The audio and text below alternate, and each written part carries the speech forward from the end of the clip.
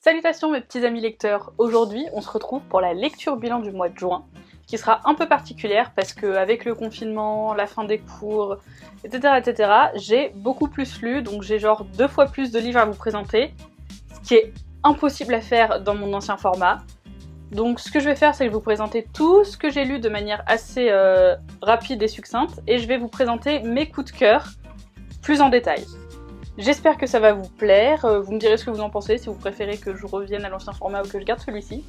Et bah voilà, je vous propose de commencer tout de suite. Pour commencer, j'ai lu en tout début de mois Iskari, le tome 1, Achat tueuse de dragon, de Kristen Cicciarelli aux éditions Gallimard Jeunesse. Et c'est une lecture que j'ai appréciée, c'est une bonne lecture, hein, je vais pas dire le contraire, j'ai eu envie de connaître la suite, j'ai tourné les pages très vite parce que ça se lit hyper vite, c'est haletant, c'est prenant, mais j'ai été un peu déçue parce qu'on en a entendu beaucoup parler, et j'ai pas trouvé ça si fabuleux, enfin tout le monde l'a adoré et j'ai été vachement déçue par rapport à ça. Je m'attendais à beaucoup plus. Il y a des petites choses qui m'ont perturbée, des choses qui vont trop vite, des choses que j'ai pas trop comprises, mais dans l'ensemble ça reste quand même une bonne lecture dans le genre fantasy, avec des dragons, une fille un peu badass, tout ce qu'on aime quoi. J'ai enchaîné avec Kéléana, le tome 2, La Reine sans couronne de Sarah J. Maas aux éditions Le Livre de Poche Jeunesse. Et pour le coup, ce fut une super bonne lecture. J'adore Kéléana, j'adore l'univers, j'adore tous les personnages. Franchement, cette saga est topissime et je vous la conseille fortement. Je vous ferai une vidéo plus détaillée sur cette saga quand je l'aurai terminée. Pour l'instant, j'en suis qu'au tome 2, il y en a beaucoup. Et La Martinière Jeunesse recommence à les traduire en français parce que je suis un peu une bille en anglais, donc c'est pour ça que je ne pouvais pas lire la suite pour le moment. Mais là, je suis très contente parce que vraiment, c'est une saga top, c'est une saga fantasy, genre juste pépite. Lisez-la, Kéléana, elle est hyper badass, les personnages, tous, ils ont quelque chose de particulier, l'univers, il est hyper complet, hyper fou, hyper... Enfin bref, c'est une super saga que je vous conseille, et ce fut une très bonne lecture. Le seul truc qui me gêne un petit peu, c'est le triangle amoureux. Les triangles amoureux, ça a tendance à m'énerver au plus haut point. Et là, pour le coup, j'avoue que ça m'énerve. Mais bon, c'est rattrapé par toutes les scènes de combat et tout le reste, quoi. C'est super.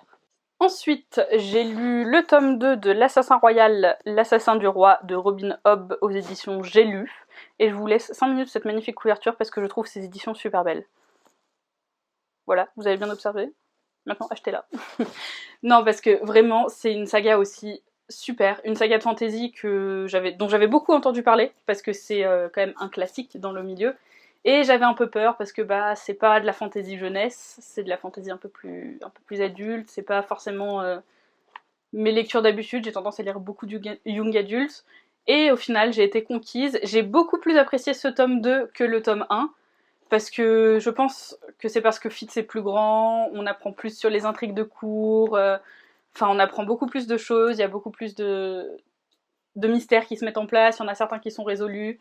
Enfin, franchement j'ai préféré ce tome 2 au tome 1, et c'est encore une super saga, ça a été une super lecture, et je vous conseille cette saga. Après, j'ai lu Druide de Olivier Perroux aux éditions J'ai lu aussi, et pour le coup, coup de cœur absolu, mon coup de cœur du mois, j'ai adoré ce bouquin, lisez-le. Je vais pas vous en dire plus tout de suite parce que c'est celui-là, notamment, que je vais vous présenter plus en détail quand j'aurai fini de vous présenter toute ma pile que j'ai à vous présenter, mais vraiment, pépite, amour, voilà, tout ce que j'ai à dire. J'ai enchaîné après avec le 3e tome, il me semble, non, le 4e tome des Annales du Disque Monde, qui s'appelle Mortimer, de Terry Pratchett aux éditions Pocket. Et ça a été une bonne lecture. C'est pas mon tome préféré, pour l'instant je préfère encore le premier, mais c'est du Terry Pratchett, ça se lit facilement, c'est drôle, c'est loufoque, on adore l'humour, on adore l'univers, donc ça a été une bonne lecture dans l'ensemble. Pas ma lecture préférée, mais ça a été une bonne lecture et c'est une saga bien sympathique. Ce mois-ci, j'ai également repris la lecture manga avec l'Atelier des Sorciers, le tome 3 de Kamome Shirahama aux éditions Pika Édition donc. Et ça faisait bien longtemps que j'avais pas lu de manga, je pense que ça faisait au moins 1 an. Et pour le coup, je me suis rendu compte que ça m'avait manqué. En plus, les dessins sont vraiment tout sympathiques, tout doux. Je cherche une page à vous montrer pour vous pour que vous voyez à peu près la beauté. Je sais pas si... Enfin bref, les dessins je les trouve super, les personnages sont super, c'est une lecture toute douce, toute mignonne et j'aime beaucoup l'univers, ça parle de magie, ça parle de sorciers, Coco est toute mignonne, j'adore Kiefré, enfin... Bref, ça m'a fait hyper plaisir de relire un petit manga après tous les gros pavés de fantasy que je me suis engouffrée pendant ce mois-ci. Mais franchement, ça fait une bonne pause, c'est hyper sympa, ça se lit vite, ça fait du bien. Je vous conseille cette saga de manga, vraiment. Ce mois-ci, j'ai également lu un e-book que j'ai pas en papier, donc je vais vous incruster quelque part pour que vous puissiez voir la couverture. Il s'agit de Leslie, espion du roi, l'affaire écossaise de Stéphane Genet. Ça a été une très bonne lecture, j'ai beaucoup apprécié, ça se lit hyper vite, c'est hyper fluide, c'est un roman historique et j'aime beaucoup les romans historiques comme vous le savez sûrement puisque je vous en ai déjà présenté. Et franchement, un vrai page-turner, je l'ai lu très très vite, il est pas très connu, donc je vous invite à vous renseigner dessus parce que franchement il est très sympa. D'ailleurs je me demande si je vais pas vous le présenter vous, si on va faire ça, je vais vous le présenter un peu plus en détail à la fin parce qu'il est vraiment pas connu et qu'il mériterait à l'être plus. J'ai également fini ce mois-ci la magnifique saga de Lenny Taylor, Le Faiseur de Rêves. Donc ici c'est le tome 2, La Muse des Cauchemars, aux éditions Lumen. Et franchement, cette saga, je vous referai une vidéo plus en détail sur cette saga complète, parce que franchement c'est une de mes sagas préférées de ces derniers temps. Tout est parfait dans ce livre. Les personnages, l'univers, la magie, les intrigues, les retournements de situation... Tout est magnifique, j'ai adoré ce livre, j'ai adoré le premier tome, j'ai adoré le second tome, et j'espère qu'il y aura d'autres trucs dans cet univers, d'autres livres dans cet univers, parce que franchement, je suis tombée sous le charme de la plume de Lenny Taylor déjà, et de l'univers qu'elle a créé. Il est vraiment fantastique, j'adore Laszlo, j'adore Sarai, juste j'adore, j'ai rien d'autre à dire, je vais pas répéter 15 milliards de fois j'adore, c'est tout, voilà, cette saga c'est encore pépite, lisez-la, c'est tout, lisez-la. Également, grâce à Eléa G. Bookin, il me semble que c'est ça son Instagram, on a fait une petite lecture commune, enfin relecture pour moi, de Six of Crows de Les Bardugo. Là, c'est l'édition collector de chez Orion qui est magnifique. Observez cette beauté, la tranche. Elle est magnifique, genre vraiment, elle est sublime. Et pour le coup, je pense que si vous me suivez un peu sur les différents réseaux sociaux, vous savez que Six of Crows c'est genre juste ma saga favorite de tous les temps. Donc je vais arrêter d'en parler encore parce que sinon j'en parlais pendant des heures. Je vais dire qu'elle est trop géniale, qu'elle est magnifique, que Kaz c'est l'amour de ma vie et j'en passe. Donc ça a été une super relecture. Je l'ai lu en anglais pour une fois. J'ai un peu galéré, je vous avoue, parce que c'est pas hyper simple et que mon niveau d'anglais est vraiment mauvais. Mais ça m'a fait plaisir de découvrir la plume de Les Bardugo, sa vraie plume, pas la plume traduite. Et puis de retrouver tous les personnages, les six, enfin voilà. Juste le Grishaverse, vous savez à quel point je suis en amour dessus. D'ailleurs, je vais essayer de vous préparer une vidéo un petit peu spéciale sur cet univers. Faut voir si j'arrive. Je vous tease un peu comme ça. Restez connectés. Ça arrivera peut-être un jour. Bref, en tout cas, Six of Crows, vraiment une saga de fantasy pépite que je vous conseille fortement.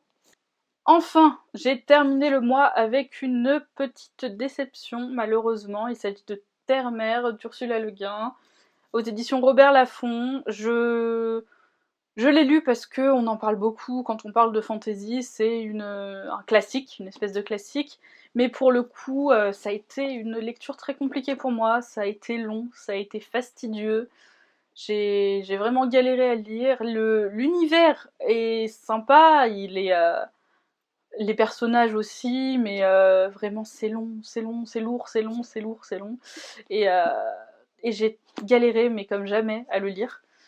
Ça a été très très compliqué, j'ai mis hyper longtemps, vraiment. Je suis assez déçue parce que j'en attendais beaucoup, parce qu'on en parle beaucoup.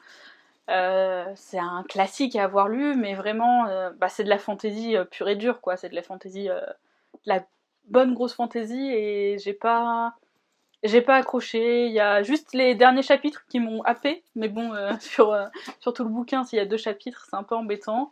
C'est dommage parce que l'univers est pas mal et ça aurait pu être bien, mais je pense que j'étais pas dans le bon mood, ou c'était pas le moment de le lire, ou tout simplement c'était trop trop long, descriptif et lourd pour moi peut-être, je sais pas. Après là, c'est vrai que la plume et l'histoire en soi est pas mal, mais ça a été une petite déception pour moi. Voilà, je vous ai présenté tout ce que j'ai lu ce mois-ci. Maintenant, je vais revenir plus en détail sur 2 des romans que j'ai lus. On va commencer par Leslie, espion du roi, l'affaire écossaise de Stéphane Genet, comme je vous ai dit, qui est très peu connu, mais que je vous invite à lire, qui est vraiment sympathique. L'histoire, l'auteur est historien, donc le côté historique du livre est très très bien mené. L'histoire se passe en 1745, sous Louis XVI, pendant la guerre... Alors je veux pas dire de conneries parce que moi je suis pas du tout historienne. Hein. Pendant une espèce de guerre contre les Anglais, parce que... Et il y a des Écossais aussi, en gros Stuart, les Stuarts essayent de reprendre le pouvoir, si je me trompe pas, c'est ça. Ne m'agressez pas, je vais revoir mon histoire après, je vous le promets. Enfin bref, et Leslie, il est dans... Enfin Leslie, il s'appelle pas Leslie d'ailleurs en vrai, mais ça vous allez le voir si vous allez lire le livre, c'est dans les 2-3 premières pages. Bref, Leslie, c'est un soldat français, mais qui est écossais de naissance, qui s'est engagé auprès des Français, et donc Louis XVI pense que c'est le meilleur pour être espion auprès des... en Écosse, etc., pour notamment monter un régiment afin de mettre les Stuarts au pouvoir. Donc on suit tout le long Leslie, qui est jeune, qui est beau, qui est fort, qui... Enfin bref, quoi, le gars parfait, hein, comme dans beaucoup de bouquins. Et franchement, c'est super addictif. Au début, c'est un peu long, j'ai eu un peu de mal parce que l'auteur place tout le contexte historique avec les jacobites, etc., etc. C'est un peu long quand on s'y connaît pas, on faut s'accrocher un petit peu. Mais après, ça se dévore. Je n'ai plus lâché ce roman de tout le reste de la lecture. J'ai tourné les pages, il se passe tout le temps des trucs, il y a des rebondissements tout le temps, les scènes de combat sont hyper bien détaillées, les scènes historiques sont hyper bien détaillées. Vraiment, ce livre, si vous aimez les romans historiques, je vous le conseille fortement parce qu'il est très bien écrit, le côté historique est très bien mené puisque l'auteur est historien comme je vous l'ai dit, et en plus les personnages sont très attachants. Leslie, j'avoue qu'on s'y attache beaucoup. Il y a aussi son petit camarade avec qui il part. Au début on a un peu de mal parce qu'il est un peu... On se dit oula, lui il a pas l'air ouf ouf, et au final il est hyper sympa aussi et on ne peut que s'y attacher. Leslie franchement il est hyper... droit, il est hyper loyal, il est hyper... Enfin, vraiment, on se dit, j'espère qu'il va arriver tout ce qu'il entreprend, ce gars. Genre vraiment. Et à chaque fois qu'il lui arrive des trucs, parce qu'il lui arrive des milliards de trucs, on se dit, putain, il a quand même pas de chance, ce mec. Puis au final, on se dit, si, s'en est sorti, il a plein de chance. D'ailleurs, il y a ça qui m'a un petit peu gêné, c'est que il se retrouve à chaque fois dans des situations pas possibles. Genre, normalement, c'est impossible pour un homme seul de s'en sortir. Et au final, il arrive toujours à s'en sortir par on ne sait quelle chance. C'est un peu abusé la chance qu'il a, je trouve que ça fait un peu genre... Joker chance pour dénouer l'histoire, quoi, mais au final, ça se ressent pas trop non plus. Genre franchement, c'est un livre que je vous conseille, qui est très bien, des romans historiques, il y en a... J'en vous en présente pas beaucoup, j'en ai quand même présenté quelques-uns parce que j'adore. Déjà, Ruta Zepetti, c'est une très bonne auteure pour les romans historiques. Et là, j'en ai découvert un, et je vous le conseille parce qu'il est très très bien. Deuxième livre que je vais vous présenter plus en détail aujourd'hui, c'est Druide d'Olivier Perrault aux éditions J'ai lu, comme je vous l'ai dit, qui est mon coup de cœur absolu du mois. Vraiment, il est topissime. Donc, Druide, qu'est-ce que c'est? Alors, Druide, c'est l'histoire d'un bonhomme qui s'appelle Obrigan, enfin c'est un druide, d'où le titre Druide, hein, jusque-là c'est logique. Je vais essayer de vous résumer l'histoire en gros. Il y a 2 royaumes qui se font la guerre, le Raimir et le Sonrigar, si je me trompe pas, les noms sont un peu compliqués, qui se font la guerre depuis des millénaires et des millénaires. C'est une espèce de guerre froide, parce qu'un pacte a été conclu pour qu'il n'y ait pas de vraie guerre. Dans la forêt des druides, avec un druide les druides gardent ce pacte, et il peut pas être rompu. Sauf si jamais il y a une déclaration de guerre d'un des 2 côtés, enfin, qu'il y a un truc qui fait que le pacte il sert plus à rien. Et justement, qu'est-ce qui se passe? Dans le royaume de Sonrigard, il y a 50 gardes qui se font massacrer. Mais massacrer de chez massacrer. C'est vraiment... La scène est très bien décrite. C'est littéralement un massacre. Il y a des boyaux partout, il y a du sang partout. Enfin, c'est un massacre. Et donc le roi du Sonrigard, il se dit quoi? Il se dit bah génial, un massacre chez moi, ça peut être que le Raimir, donc je vais déclarer la guerre. Sauf que Obrigan a été appelé pour regarder ce qui se passait au niveau du massacre, et il pense lui que c'est pas du tout le Raimir qui a fait ça, mais que c'est une entité, un monstre, une force surnaturelle, et que si jamais les deux royaumes se font la guerre, ça va être la merde pas possible, parce que ces entités, ces monstres, vont en profiter, eux, pour raser tout et prendre le pouvoir sur tout, alors, pendant que les deux autres se font la guerre pour aucune raison. Donc, qu'est-ce qu'il dit? Il va à l'endroit où est gardé le pacte, il y a aussi le roi du Sonrigard et le roi du Raimir qui y vont, pour se déclarer la guerre, et lui, il prend la parole et il dit non, c'est pas le Raimir qui a fait ça, je vous le garantis, je sais pas qui c'est encore, mais je peux trouver, laissez-moi mener l'enquête. Donc le Sonrigard, lui, le roi du Sonrigard, lui, va absolument faire la guerre au Raimir parce que le prince du Raimir a tué le frère du roi. Bon, en combat singulier, hein, mais il l'a tué. Donc il a une putain de haine contre lui et il cherche toutes les raisons possibles pour faire la guerre. Et là, il se dit j'en ai enfin une, donc sale druide, tu vas pas me la voler. Donc il lui dit tu as 21 jours, il me semble, si je ne me trompe pas, pour trouver le coupable, sinon bah je fais la guerre au Raimir, c'est tout. Ça va pas plus loin que ça.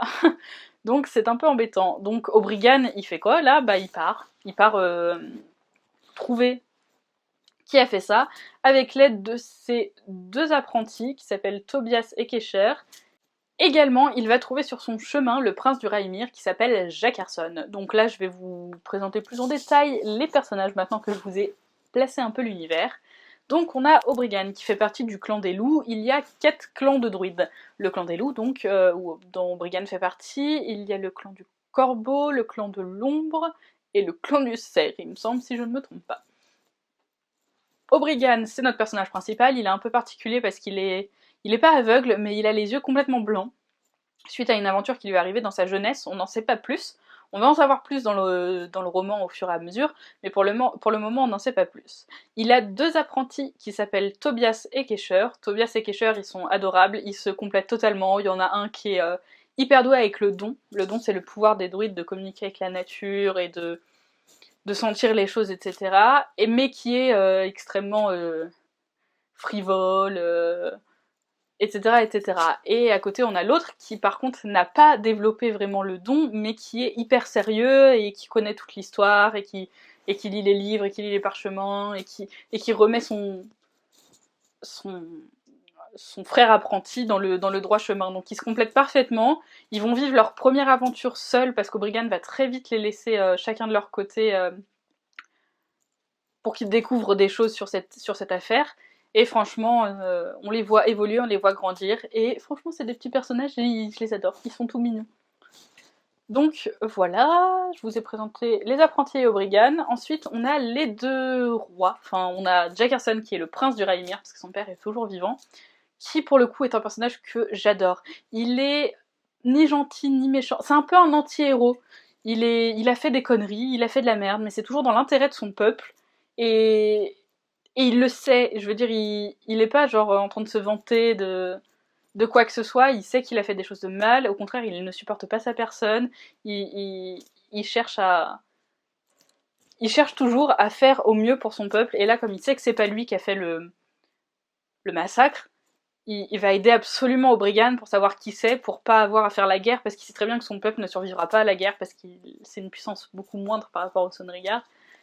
Et franchement, c'est un personnage torturé, menteur, manipulateur, mais d'un autre côté, il veut faire le bien, et franchement, c'est un personnage que j'adore. J'ai vraiment eu un coup de cœur pour Jackarson dans ce livre. Il est très complet, il est... Vraiment, vraiment, il est top. Contrairement au roi du Sonrigard, qui s'appelle Ilias, je crois, quelque chose comme ça, qui, lui, je le supporte pas. Il est imbu de sa personne, il veut juste se venger de son frère... il est grand, il est beau, il est fort, il met des armures en or, et puis il se la pète, et puis machin, et puis bidule. Lui il m'insupporte. Vraiment, je mettais Jackarson, et laissez-le. Parce que... Enfin bref, vraiment, il me saoule. Il est aussi très imbu de lui-même, Ilias, le roi du Sonrigard, parce que il y a une oracle qui lui a dit « Oui, quand tu seras plus vieux, tu vas... unir les 2 royaumes sous une même couronne. » Donc ça y est, lui, il se pense invincible, il pense qu'il va défoncer tout le monde, il pense que machin, il pense que bidule. Mais c'est pas si simple que ça, vous allez voir quand vous allez lire le bouquin, parce que vous allez lire le bouquin, voilà, je vous laisse pas le choix, c'est comme ça.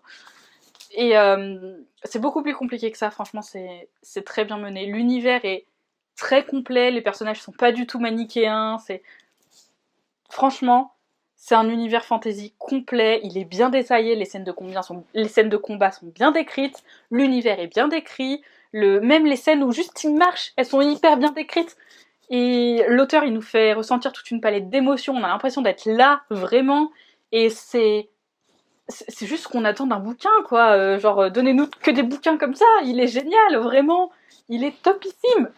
Outre l'univers qui est super, la plume de l'auteur, elle est géniale aussi. Elle est limpide, elle est douce quand il le faut, elle est sombre quand il le faut. En fait, on dirait qu'il s'adapte vraiment, il s'adapte vraiment aux différentes scènes. Il peut avoir une plume très poétique quand c'est nécessaire et une plume très dure quand il y a des scènes de massacre ou autre.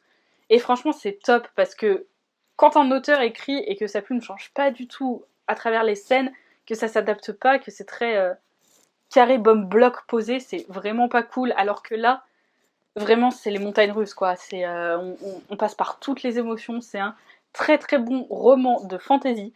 Vraiment, je vous le conseille 1000 fois. Il est super top. Et franchement, je le connaissais pas. Je l'ai acheté grâce à Piketty Bookin, grâce au mois de la fantasy de Piketty Bookin.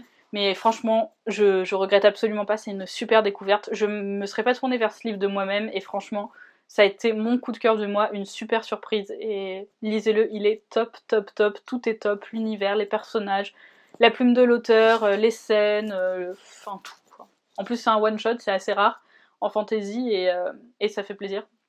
Il n'y a pas 75 bouquins à acheter et vraiment il est complet. Ça a beau être un one shot, il est complet. Il y a tout. Il y a le début, le milieu, la fin, il y a tout. Il n'y a pas besoin de plus. C'est top. Donc bah, lisez-le, achetez-le et dites-moi ce que vous en pensez. Sur ce, je vais vous laisser parce que je pense que j'ai déjà beaucoup parlé, vous allez en avoir très marre. Je vous invite à me dire vous ce que vous avez lu ce mois-ci en commentaire, si vous avez lu certains des bouquins que je vous ai présentés et vous ce que vous en avez pensé. Je vous invite également, si vous voulez plus discuter avec moi, à me suivre sur les différents réseaux sociaux, Instagram, Facebook, j'ai aussi un blog. Et voilà, je vous laisse, je vous dis à une prochaine, et bye.